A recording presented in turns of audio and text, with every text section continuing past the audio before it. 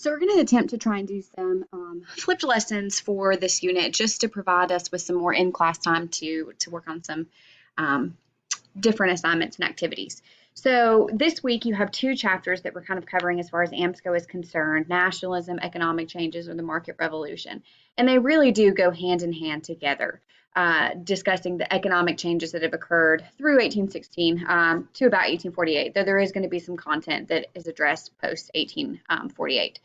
So President Monroe is going to come in as the fifth president, and he is the last of the Virginia dynasty that you'd kind of seen all of the other presidents had come from. He had been this significant figure in the American Revolution in crossing the Delaware with Washington. He was involved in Valley Forge, kind of the terrible conditions there. Had really kind of made a name for himself. Under Washington's administration, he is going to work with France. He had been part of the Senate. He is going to be one of the American to negotiate with the Louisiana Purchase. So he has kind of this lasting history as this foundational representative for the United States. And so he is going to come in his first term, a lot of success is happening. Now, this doesn't mean to say that there's not a lot of conflict that also emerges, but this is the time known as the era of good feelings. So Benjamin Russell, who had been writing for this Federalist newspaper, is going to coin Monroe's presidency as the era of good feelings. So kind of talking about all of these positive things that have happened throughout his first term. So we kind of see at this point just the diminishing power of the Federalists. Ultimately, they kind of just are dismantled completely. The rise of the Democratic Republicans. Now, we do know that the Democratic Republican Party is still going to be split and be between those kind of old groups and the new, those that are strict constructionists and those that kind of split away with Jefferson. He is going to gain Florida under the Adams-Onis Treaty. They agree on the Missouri Compromise, which will handle a kind of sectional debate for a period of time, at least for 30 years. He adopts the Monroe Doctrine to kind of claim that the United States, or the Western Hemisphere, not the United States, sorry, is going to be off limits to foreigners or foreign governments. But the era of good feelings is really going to end with the Panic of 1819, which was the United States' first real depression, and it lasted for about 3 years. So while he does have some positive things that are happening during his presidency, we also see that there are going to be negatives, and his second administration is really going to struggle with that. One of the big things that you need to understand as we go through this chapter and kind of moving into the next is the division of the United States. So this is not the best picture, but it really does kind of show you the conflicts that emerged between these competing regions. So the North, the South, and the West, and kind of that movement. And it can be further divided between the Northwest, the Northeast, etc. But for our purposes and for class, you just need to understand kind of those big three regions and the competing interests of those regions. So as far as characteristics are concerned, the North is kind of this industrial hub. It has a lot of cities. Now, the conditions in the cities as industrialization continues to spur are awful, right? Like they're crowded, disease was kind of running rampant. The North is going to have this huge population of immigrants that have come in to provide or kind of seek the American dream. They know that there are jobs that are available for them. Even if the pay is low, it's still better than what they had previously been receiving. So you see kind of this development in the North, and then kind of this movement towards improved communication, improved transportation. And this kind of creates this distinct separation from the other regions. The South is mostly farmers. You can see kind of the population of Africans is going to grow, whether they're free or enslaved. Most of the population in the South are farmers, but what you have to understand here is that there is a plantation elite that are making the political decisions, and they do not make up a large percent of that population. It's a very, very small percent.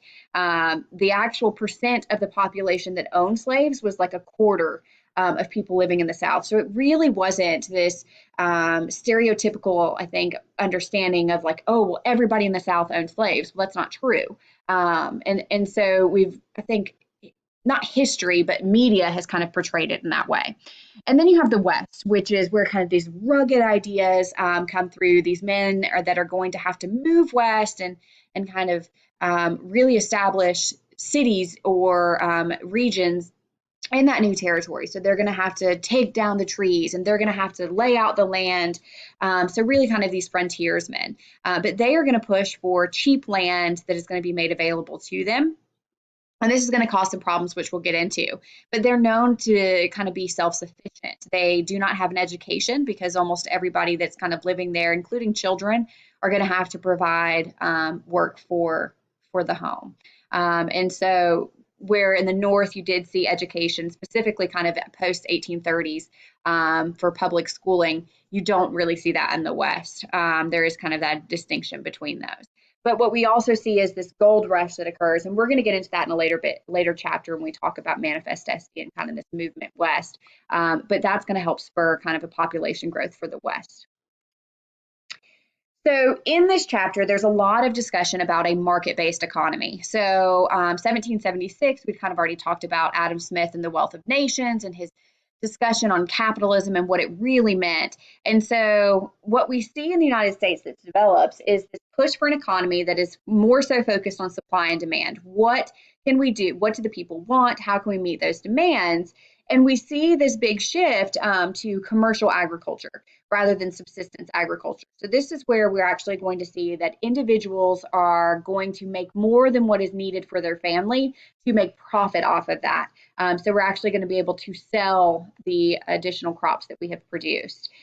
What hand in hand kind of with that is, because now we have some more revenue as well, is this movement towards increasing internal improvements. And we're going to get into Henry Clay's American system in a minute. But these internal improvements are basically how can we improve transportation through the different regions. So we start seeing the building of various canals like the Erie Canal, which is in a later slide, different types of bridges, roads, railroads, drastic increase in railroads. But we also are going to be confronted with whose expectation is this? Or who is going to have to fund these internal improvements? Is it the federal government or the state government? So there is a lot of conflict. And when we get into Andrew Jackson and the Maysville Road, we'll talk about that as well, is this expectation of, okay, well, technically, if it's in one state, then the state should have to pay that, but the state doesn't necessarily always have the funding. It should be a federal movement or concern. So there is kind of a lot of arguments that pertain to that. And we also see that the United States government is going to increase its use of tariffs. Now, the tariff of 1816 is one of the most important thing, or the most important thing to understand about that is that this is now a shift away from the government implementing tariffs to raise revenue for itself and the government implementing tariffs to protect American industry and protect U.S. manufacturers. So that is huge for them because, again, prior to this was a movement to raise government revenue. So like purchasing our own goods for that purpose. But the tariff of 1816 or the Dallas tariff is going to be different because it is meant to protect U.S. manufacturers. So the American system with Henry Clay. Clay is going to come up time and time again. Again, kind of this very interesting figure because he runs for president on several different occasions. He does not win, but really is known as this great compromiser because of everything that he is kind of able to create. And he does have a good vision for the United States. So poor Henry Clay. But he is going to come up with this American system. So there's three big components to it. That the government should create protective tariffs, such as the Dallas tariff, like we just mentioned, the tariff of 1816. Now, the tariffs are to protect the East and kind of the North region. And so this is going to cause a lot of frustration. You can see in that image that the North is like, yes, let's have tariffs. And the South is like, no. But again, the goal here was to protect our manufacturing interests, which again, you think about those characteristics of the regions, the North is more so known for manufacturing than the other two. To establish the national bank, to recharter that national bank. This is going to become huge as we move forward as well. The national bank is supposed to help support all of the other kind of banks, the currency in the U.S. to kind of regulate and monitor state banks as well. So it really is supposed to provide protection for the different regions. It's not supposed to be supportive of just one territorial region. And then the internal improvements that we mentioned. So this is actually supposed to aid the South and the West because it's going to allow those regions to get access to different types of goods. It's going to allow them to travel quicker. And so it's meant to protect them. One of the things we see with the American system is individuals who are in support of components of the American system will also kind of change their viewpoints. So John Calhoun is going to be one of those individuals who is initially a huge supporter of a tariff, even though he's from the South, but then he changes that later too.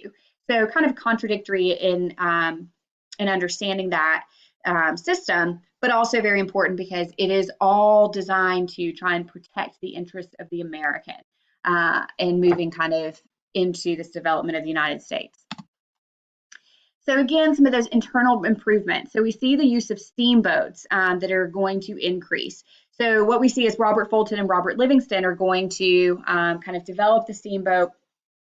And this is going to be used honestly through the different regions. It's going to allow for increased trade. What we will see it will also help lead to like the rise of New Orleans as a center of trade as well. We see the completion of the Erie Canal, so it's going to connect the Great Lakes. I think there's a picture of that on the next, or at least the picture of various canals that are developed during this time period. And then we also see the increase of railroads. So the map that's pictured up there is actually going to show you how many railroads there were in 1850, and then kind of the increase even further between 1850 and 1860. Now, there are maps, if you actually Google and want to look, comparing the United States from 1820 to 1850. It's a drastic increase. And again, it's going to substantially lead to movement towards the west. It's going to allow for greater movement of goods, but it is going to be deemed as supporting one specific region over the other. Yeah, so here are the canals that are built, so not just the Erie Canal, but again, we can see how significant these internal improvements are going to be. But again, one of the other big points is who is funding these internal improvements. So the Panic of 1819 is really where we see the end of Monroe's era of good feelings. So it's really kind of caused by this massive greed that occurs among individuals and a lot of different factors that kind of break out. So the banks, both the national bank and state banks, started issuing loans, risky loans that were not necessarily promised to be paid back. There was a lot of speculation going on, and speculation, we'll see as well when we get into this later, is ultimately where people are going to invest with this hope, invest in an asset or invest in a purchase with a hope that they're going to make profit. But the problem is that this doesn't always work out in their favor. And so what we see, again, kind of coupled with this issue of increasing loans, risky loans, is going to lead into this depression. Prices are going to plunge for U.S. goods. Prices are going to plunge for U.S. cotton. So all of these things kind of combine together and lead to this depression in the United States. Unemployment is going to spike. Banks keep issuing paper money, so they're flooding that paper money. And the national bank, which is meant to protect this, is not doing what it's supposed to. And so this is going to actually lead into kind of people becoming more frustrated with the national bank, and will lead into the debate over the national bank, which we'll get into a little bit later. We also see that there's fraud in various bank branches. So specifically the Baltimore branch of the national bank, there's a lot of corruption, embezzlement going on. And so a lack of trust for banks overall, a lack of trust for kind of government protection of property. And this is going to last for 3 years. Again, it's the first depression in the United States as far as the economy is concerned. And there's not really this way to get out of it or to understand what they need to do to make those decisions. So we are going to see that this kind of ends that high that people had come off on, or challenges that era of good feelings with Monroe.